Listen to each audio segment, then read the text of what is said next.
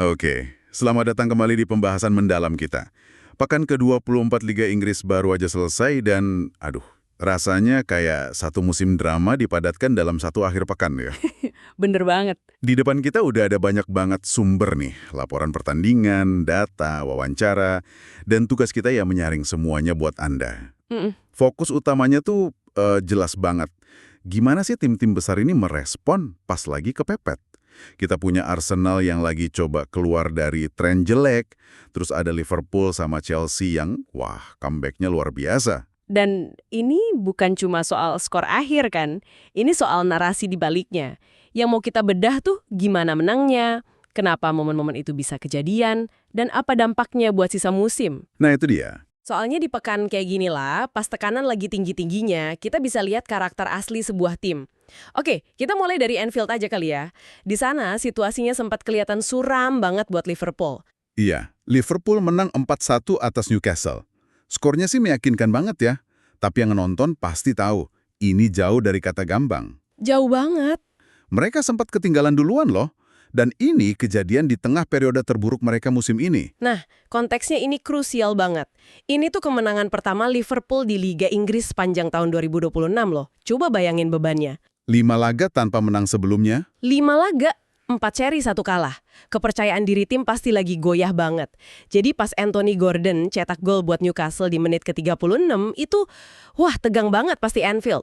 Pasti langsung pada diam ya. Ini bukan sekedar ketinggalan 0-1. Ini momen di mana musim mereka bisa benar-benar ambyar. Tapi entah gimana, responnya datang cepat banget. Dan datangnya dari dua nama yang makin sering kita sebut barengan. Hugo Ekitike dan Florian Wirtz. Duo maut baru. Betul. Cuma dalam 2 menit sebelum turun minum, Ekitike langsung bikin 2 gol. Brace. Satunya dari assist Wirtz. Ini bukan cuma gol. Ini kayak suntikan adrenalin langsung ke jantung tim. Dan yang menarik di sini, ini data Opta juga nunjukin. Koneksi mereka tuh bukan kebetulan. Sama sekali bukan. Kombinasi Ekitike sama Wirtz ini udah ngasilin 6 gol di semua kompetisi. 6 gol ya? Uniknya lagi distribusinya. Ekitike 3 assist buat Wirtz, Wirtz 3 assist buat Ekitike. Seimbang banget. Ini jumlah tertinggi dan paling seimbang di antara 2 penyerang lain di Liga Premier. Wah, jadi ini nunjukin chemistry beneran ya, bukan cuma untung-untungan. Bener, ini kayak pemahaman telepati di lapangan. Dan kalau kita tarik mundur lagi ya dari catatan yang ada, polanya tuh emang udah kelihatan dari hari pertama. Community Shield awal musim, gol pertama Liverpool dicetak Ekitike. Asisnya Wirtz? Asisnya Wirtz. Terus, gol perdana Wirtz buat klub bulan Desember, yang ngasih asis ya Ekitike lagi. Bahkan di Piala FA lawan Barnsley, mereka saling kasih asis di pertandingan yang sama. Gila kan? Kayak punya bahasa rahasia sendiri mereka berdua. Tepat. Dan punya duo dinamis kayak gini tuh penting banget buat tim yang lagi goyah. Pas pemain lain mungkin ngerasa tertekan, mereka berdua ini kayak main di dunia sendiri aja dan itu nular. Nular ke yang lain ya. Betul. Dan kemenangan ini ditutup sama momen yang emosional banget dari Ibrahima Konate yang cetak gol keempat. Ah iya, wawancaranya setelah tanding itu nyentuh banget. Biasanya kan pemain jawabannya klise ya. Tapi dia kelihatan tulus banget. Dia bilang, saya nggak punya kata-kata, katanya gitu. Karena 2 minggu terakhir itu berat banget buat dia dan keluarganya. Dan dia ngomong soal tanggung jawab. Dengan badai cedera di Liverpool, apalagi di belakang, dia ngerasa punya beban ekstra. Gol itu kayak pelepasan emosi aja buat dia. Jadi pengingat ya, di balik statistik dan taktik tuh ada manusia dengan ceritanya masing-masing. Betul. Kemenangan ini lebih dari sekedar 3 poin buat Liverpool. Ini semacam katarsis. Tema katarsis sama bangkit dari tekanan ini kayaknya nular ya akhir pekan ini. Soalnya kalau kita pindah ke London, ke Stamford Bridge, Chelsea ngadepin situasi yang lebih parah lagi malah di babak pertama. Jauh lebih parah. Ketinggalan 0-2 di kandang sendiri, pas turun minum lawan West Ham. Itu berat sih. Berat. Jarrod Bowen sama Summerfield bikin gol, Stamford Bridge langsung hening. Di titik itu, kayaknya mustahil deh Chelsea bisa bangkit. Kelihatan rapuh banget. Tapi di babak kedua, kok kayak tim yang beda ya yang keluar? Sumber kita nyebut ada perubahan strategi sebagai kunci. Ini sering jadi klise sih, tapi apa yang beneran berubah?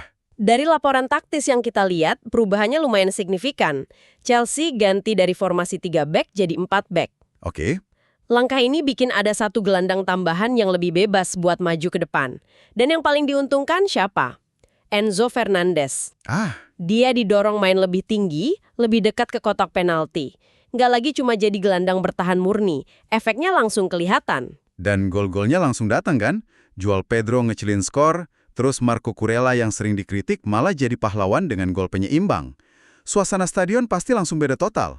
Langsung berbalik 180 derajat. Dan puncaknya itu cerminan sempurna dari perubahan taktik tadi.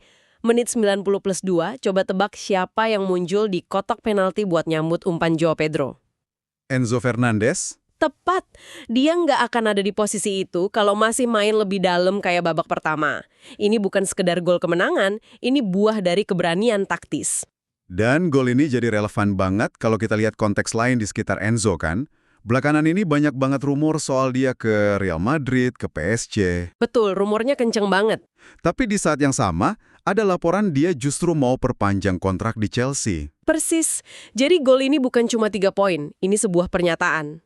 Pernyataan komitmen, Komitmen ke fans, kualitas ke para peragu, dan mungkin juga ke manajemen klub.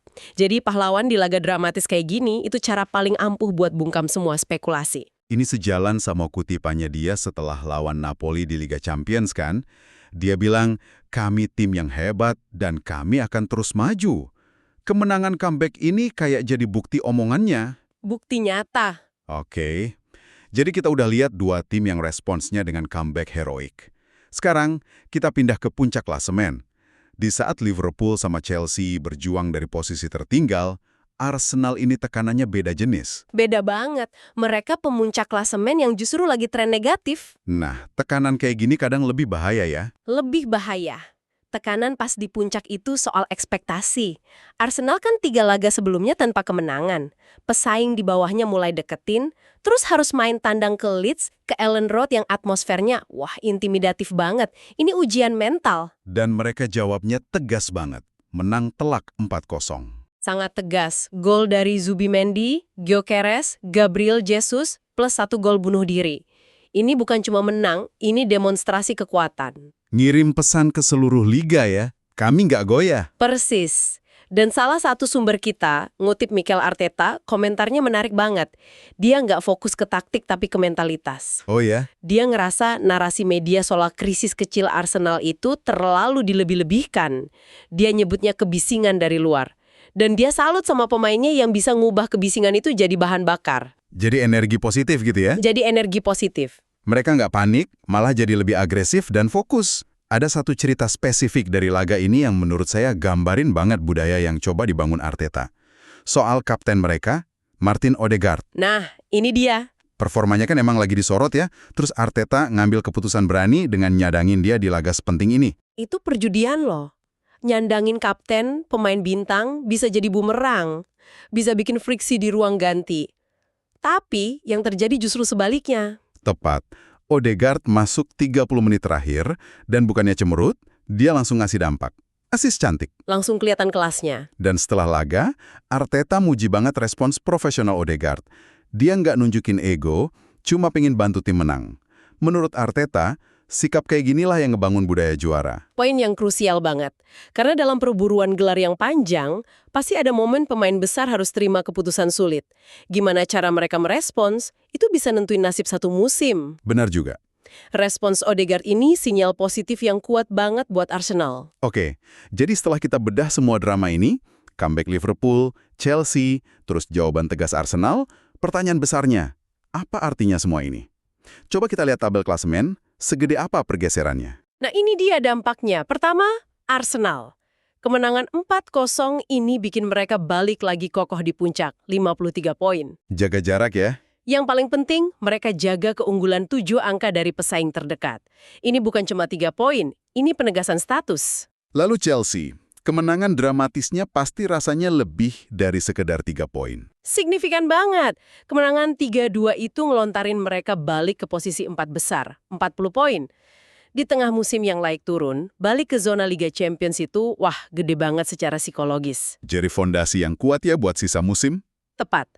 Dan terakhir, Liverpool. Akhirnya, kemenangan pertama di Liga tahun ini. Akhirnya ya. 3 poin ini bikin mereka langsung lompat ke posisi 5 dengan 39 poin. Mereka nyalip rival mereka, Manchester United yang baru 38 poin. Meskipun United belum main ya pekan ini. Betul, tapi ini efektif bikin persaingan ke zona Eropa jadi makin panas. Tiap poin dari sekarang sampai akhir musim bakal berasa kayak emas. Jadi kalau kita tarik benang merahnya nih, ada beberapa kesimpulan besar ya. Kita lihat gimana mentalitas. Bukan cuma skill, jadi pembeda. Kita juga lihat duet kayak Ekitike Wirtz bisa jadi nyawa tim. Dan kita diingatin lagi soal sisi humanis sepak bola lewat ceritanya Konate. Tepat sekali. Dan semua ini ngebawa kita ke satu pemikiran penutup nih buat Anda renungin. Kita baru aja lihat 3 tim besar, Arsenal, Liverpool, Chelsea, ngadepin tekanan yang beda-beda jenisnya. Betul. Arsenal dengan tekanan ekspektasi, Liverpool dengan tekanan buat putusin tren buruk, dan Chelsea diambang kekalahan memalukan. Semuanya jawab dengan kemenangan. Ini jadi munculin pertanyaan menarik. Apa tuh? Buat jadi juara, entah itu juara liga atau rebutan 4 besar, mana sih yang lebih nentuin? Performa yang konsisten dan stabil tiap pekan, atau justru kemampuan buat ngasih respons-respons heroik kayak gini pas lagi kepepet? Kualitas mana yang menurut Anda bener-bener ngegambarin seorang juara?